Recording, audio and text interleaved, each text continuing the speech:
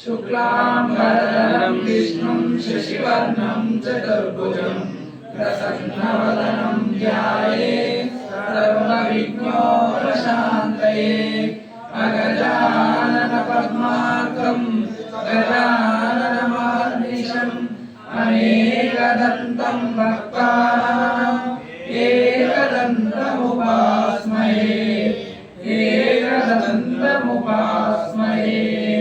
गुरुर्ब्रह्मा गुरुर्विष्णु गुरुर्देवो महेश्वर गुरुसाक्षात् परब्रह्म तस्मै श्री गुरवे नमः। ఓం నమః శివాయ। కార్తీక పురాణం 9వ అధ్యాయం విష్ణు పార్షద యమదూతల విభాగం.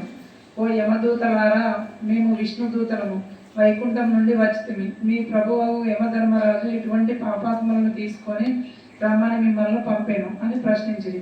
అందుకు జవాబుగా యమదూతలు, విష్ణుదూతలారా, మానవుడు చేయు పాపపుణ్యాలను సూర్యుడు, చంద్రుడు, భూదేవి, ఆకాశము, ధనంజయాది వాయువులు రాత్రింబవళ్ళు సంధ్యాకాలం సాక్షులుగా ఉండి ప్రతిదినం మా ప్రభువు కడకు వచ్చి విన్నవించుచుందరు.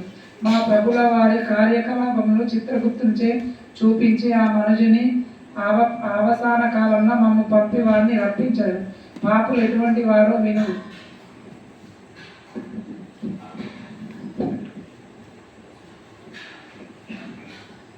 వేదోక్త సదాచారములు విడిచి వేదశాస్త్రములు నిందించేవారును, గోహత్య బ్రాహ్మ హత్యాది పాపములు చేసిన వారు, పరస్త్రీలను కామించిన వారును, పరాన్నబుక్కులు, తల్లిదండ్రులను, గురువులను, బంధువులను, కులవృత్తిని తిట్టి హింసించు వారున్న, జీవహింస చేయువారున్న, దొంగ పద్ధతులతో వడ్డీలు పెంచి ప్రజలను పీడించువారును, జాలత్వము చోరత్వంచే భ్రష్టుల వారును, ఇతరులను ఆస్తిని స్వాహా చేయువారును, శిశుహత్య చేయువారును, శరణ వారిని కూడా వదలకుండా బాధించువారును, చేసిన మేలును మరిచిని కృతజ్ఞులను, పెళ్లిళ్ళు శుభకార్యములు జరగనివ్వక అడ్డు తగిలేవారును పాపాత్ములు.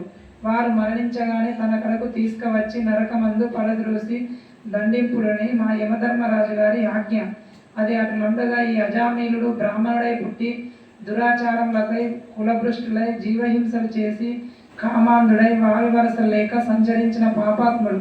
వీరిని విష్ణులోకమునకు ఎట్లు తీసుకొని పోదు అని అడగగా విష్ణుదూతులు, ఓ యమకింకులారా, మీరు అవివేకులు, మీకు ధర్మ సూక్ష్మములు తెలియవు. ధర్మ సూక్ష్మములు ఎట్టియో చెప్పేదని వినుడు.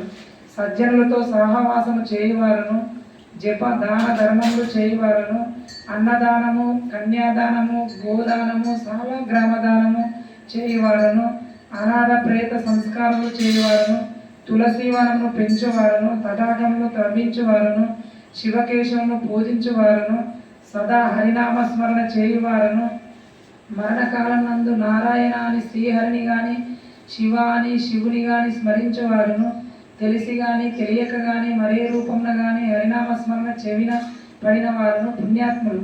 కాబట్టి అజామీరుడు ఎంత పాపాత్ముడైనను మరణకాలంలో నారాయణాన్ని స్మరించుచూ చనిపోయాను. కాన మేము వైకుంఠంలో తీసుకొని పోదుము అని పలికి. అజామీరుడు విష్ణుదూతలు యమదూతల సంభాషణ ఆలకించి ఆశ్చర్యం ఉంది. ఓ విష్ణుదూతలారా, పుట్టిననాటి నుండి నేటి వరకు శ్రీమన్నారాయణ పూజ కానీ వ్రతములు కానీ ధర్మములు కానీ చేసి ఎరగను. వర్ణాశ్రమములు విడిచి కులభ్రష్టుడై నీచకుల కాంతలతో సంసారం చేసింది. నా కుమారుని అందున్న ప్రేమకే నారాయణ అనినంత మాత్రాన నన్ను ఘోర నరక బాధల నుండి రక్షించి వైకుంఠంలోకి తీసుకొని పోచున్నారు. ఆహా, నేనెంత అదృష్టవంతులను! నా పూర్వజన్మ సుకృతము, నా తల్లిదండ్రుల పుణ్యఫలమే నన్ను రక్షించినది అని పలుకుచూ సంతోషముగా విమానం ఎక్కి వైకుంఠంలోకి ఎగను. కావున ఓ జనక చక్రవర్తి, తెలిసి గాని తెలియక గాని నిప్పును ముట్టిన నెట్టుల బొబ్బలెక్కి బాధ కలిగించును. అటులనే శ్రీహరిని స్మరించని ఎడల సకల పాపములు నశించి మోక్షం నందుది. ఇది ముమ్మాటికి నిజము. నవమాధ్యాయము 9వ రోజు పారాయణము సమాప్తము. ఓం నమః.